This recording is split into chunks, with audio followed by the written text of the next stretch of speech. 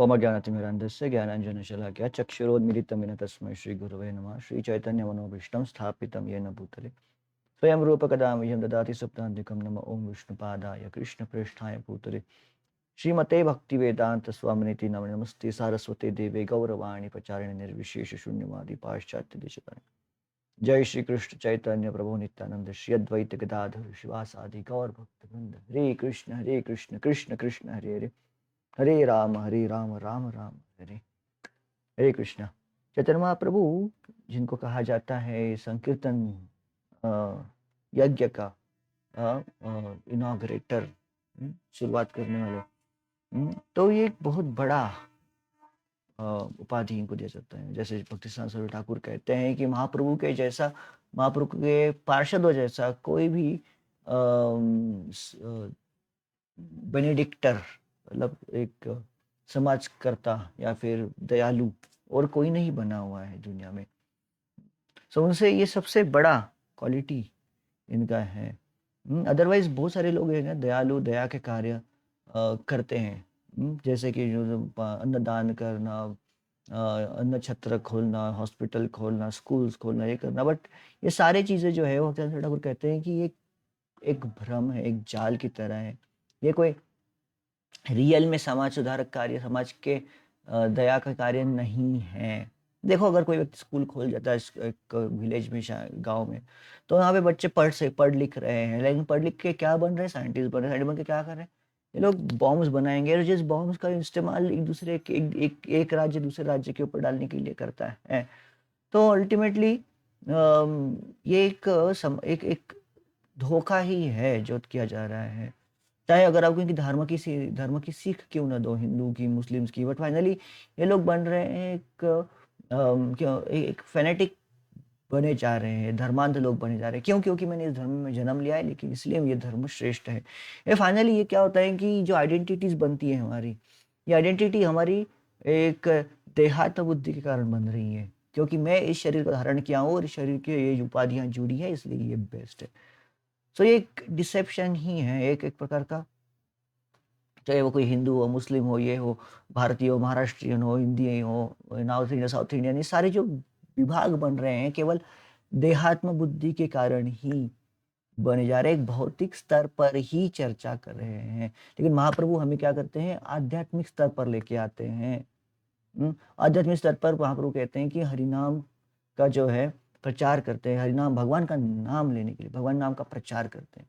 तो महाप्रभु कहते हैं कि हमेशा भगवान का नाम लेते रहो, और इस भगवान का नाम लेने से ये सारे जो अंतर्गत क्लेश कलह और जो बुराइयां हैं इनका सामना करेंगे।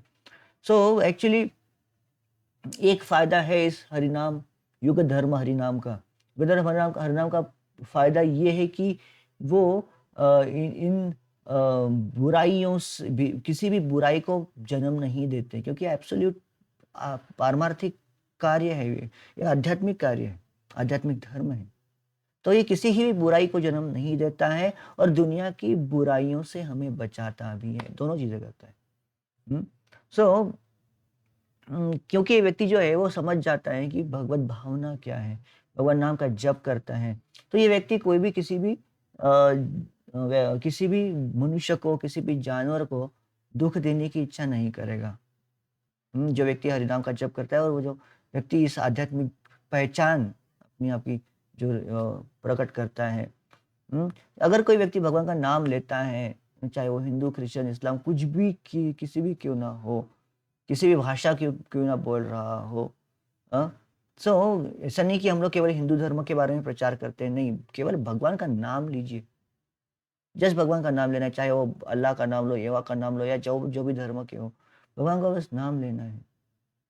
कोई कन्वर्शन की बातें नहीं हो, लोग दुनिया भर में करते होंगे, बट भगवान को जो भी ग्लोरीफाई कर रहा है, वह व्यक्ति अपने आप को, हृदय को शुद्ध कर रहा है। वही रियल रिलीजन है। भगवान का नाम लेकर अपने हृदय को शुद्ध करना, ये सबसे बड़ा कार्य है। सी ये समझा जा सकता है कि हम इस दुनिया में ये जो भगवान से जो हम समझते थे कि ये सारे व्यक्ति जो है भगवान के पुत्र हैं। जब हम समझेंगे कि सारी दुनिया के लोग जो भगवान के पुत्र हैं, तब जाकर एक दूसरे से हम लोग प्रेम कर पाएंगे।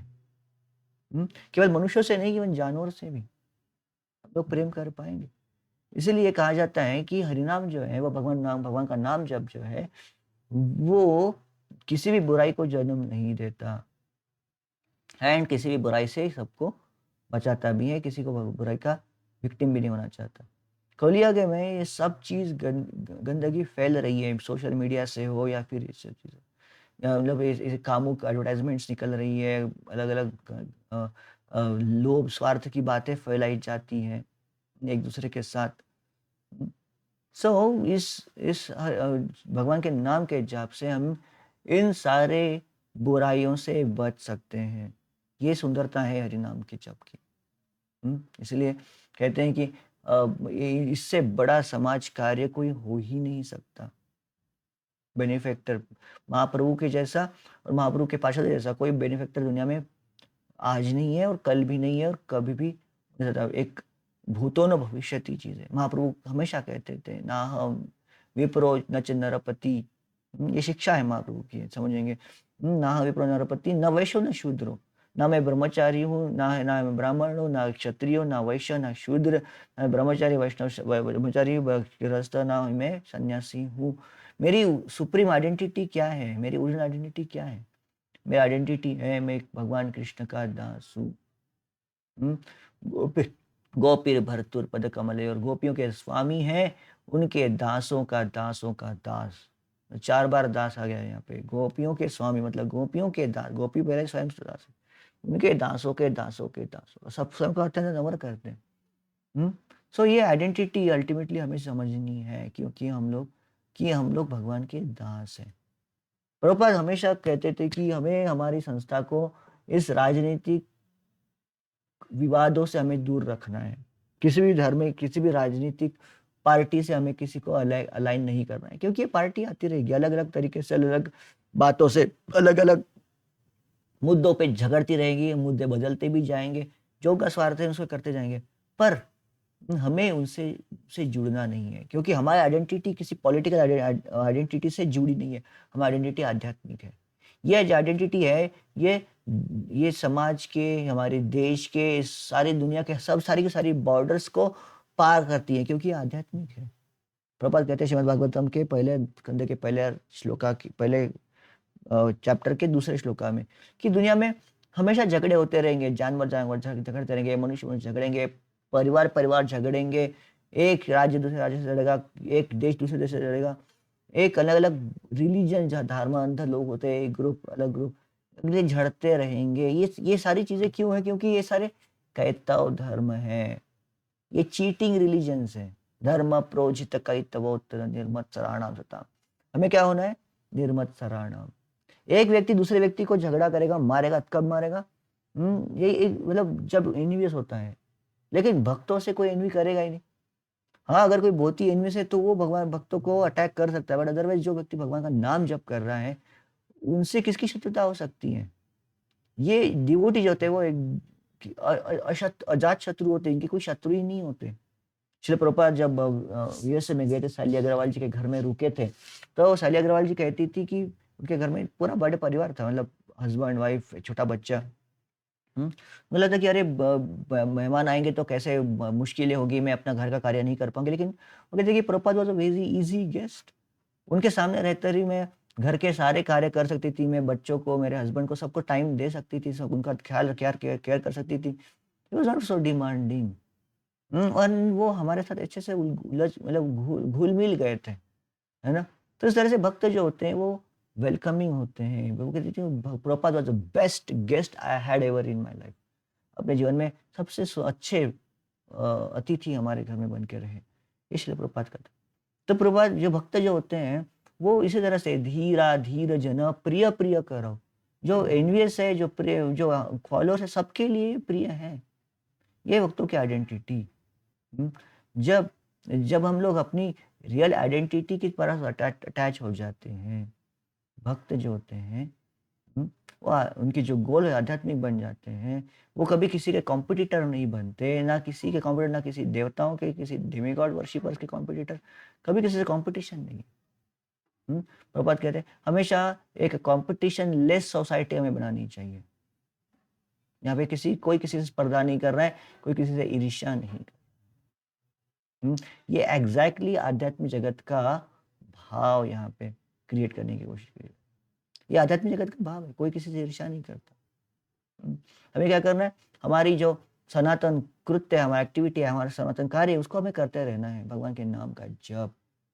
हुँ, जय अब ना ही हमें किसी आइडेंटिटी से जुड़ना है, जैसे ना हिंदू है, मुस्लिम है, नहीं गर्व से कहो हिंदू गर्व से, क्रिश्चियन गर्व से मुस्लिम है। ये सब चीज़ों से छोड़ना है, बाहर निकलना है। ये सारे सारे फंदों से, इन सारे जाल से हमें बाहर निकलना है। इन सारे बहलावे बहकावे में नहीं फँसना है। और हमें यही चीज़ बाकी धर्मों को भी बतानी ज़रूरी है। हमें हमारा आध्यात्मिक, हमारा मूल पहचान हमें रिकवर करनी है। चाहे अलग-अलग मार्ग हो सकते हैं। हिंदुइज़्म हो, क्रिश्चियन हो, बाइबल हो, हिंदू तो बाइबल, क्रिश्चियन तो बाइबल पढ़ो, मुस्लिम हो तो कुरान पढ़ो, जो भी पढ़ो। लेकिन हमारी ओरिजिनल आइडेंटिटी जो है, वो भगवान के भक्त हैं, भगवान के अंश हैं। ये जागृत करनी है, ये समझना है। मार्ग अलग-अलग भले ही हो सकते हैं। हुँ? सो यही चीज़ हमें सबको सिखानी है, सबको समझना है। हमारे हृदय को शुद्ध करना, भगवान का नाम लेकर हमारे हृदय को शुद्ध करना है। हो सकता है वहाँ पे अलग-अलग तरीके से धर्मांतरण वगैरह-वगैरह कर रहे होंगे, बट ये सारी चीज़ें टेम्परेरी है। और ये सब चीज़ कितने सालों से होता आ रहा है, ऐसा नहीं कि आज हो रहा है धर्मांतरण वगैरह-वगैरह। अरे 2000 साल मतलब 1000 साल पहले 2000 साल पहले देखो, पूरी भारत भर वो जैनों का राज्य था, फिर उन्होंने मंदिर तोड़कर वहाँ पे महावीर की मूर्ति रख दी थी, फिर रामानुजाचार्य आए, उन्होंने वो सारे लोगों को वैष्णव बना दिया, तो देन वो बड़े-बड़े मंदिरों से वो मूर्ति हटाकर विष्णु मूर्तियाँ वहाँ पे 20,000 से ज़्यादा मंदिरों में उन्होंने विष्णु मूर्तियाँ स्थापन करी। उन्हें पता था कि ये ओरिजिनल जैन मंदिर नहीं है, तो पता चला कि वहाँ पे जय विजय की मूर्तियाँ हैं, तो पता चलता था सब चीज़। तो ये सब चीज़ होता रहा। विष्णु की मूर्ति आई, फिर मुसलमान आए, उन्होंने मंदिर तोड़े, मंदिर तोड़कर उन्होंने क्या-क्या किया, और बुद्धिस्ट आए, बुद्धिस्टों ने भी हिंदू मंदिर तोड़कर क्या-क्या अनेक-अनेक चीज़ें बदली हैं। बुद्धिस्ट आए, जैन आए, वैष्णव आए, देन मुस्लिम्स आए, अभी ब्रिटिशर्स लोग 200 साल तक हमारे ऊपर राज्य कर रहे थे, और आज भी उनका बहुत सारा ये है। तो इन सभी से ये सब बदलते जाएगी, चीज़ें बदलती जाएगी, 200 साल, 300 साल, 400, 600 साल, इट्स नॉट अ बिग बड़ा समय नहीं है। बट एक्चुअली अगर ये आध्यात्मिक इटर्नल टाइम स्केल के ऊपर देखें, तो ये छोटा-सा स्पॉट मात्र है। पर अगर यहाँ पे देखेंगे, तो सबसे मूल ओरिजिनल प्रोसेस हमारी क्या होनी चाहिए? हमारे स्वयं को शुद्ध करना। हुँ, वो एक कभी-कभी कोई लोग पूछते हैं कि प्रभु जी, कौन सही है, कौन गलत है? हिंदू सही है, मुस्लिम गलत है, कौन सही, क्या गलत है? एक्चुअली सही जवाब है कि जो व्यक्ति अपने आप को सुधार रहा है, अपने आप के हृदय को शुद्ध कर रहा है, अपने आप को इस एनवी से मुक्त कर रहा है, वही ग्रेट है। ना हिंदू ग्रेट है, ना मुस्लिम ग्रेट है, लेकिन अपने आप को शुद्ध कौन कर रहा है? ये देखना ज़रूरी है। एक-दूसरे की टाँगें खींचना, एक-दूसरे को मारना, काटना, ये सारी चीज़ से बाहर निकल कर अगर कोई व्यक्ति स्वयं को इम्प्रूव कर रहा है, भगवान के पास ले जा रहा है, वो सही है। बाकी अदरवाइज़ ये सारी चीज़ें तो मैड मटेरियलिस्टिक आइडेंटिटीज़ हैं। हुँ, झगड़ा करना, ये सब बाहरी चीज़ें हैं। इसीलिए कहता है कि महाप्रभु के जो मूवमेंट है, सबसे बड़ा मूवमेंट है, सबसे दयालु, सबसे समाजकारी, समाज सेवी जो है, वो सबसे बड़ा दानी का, और इससे बड़ा दानी और कोई हुआ ही नहीं। हुँ, यही जानकर आज हम भगवान नाम को समर्पित करेंगे और इस भगवान नाम का जप करेंगे। हरि नाम प्रभु की जय, जगत गुरु श्रील प्रभुपाद की जय।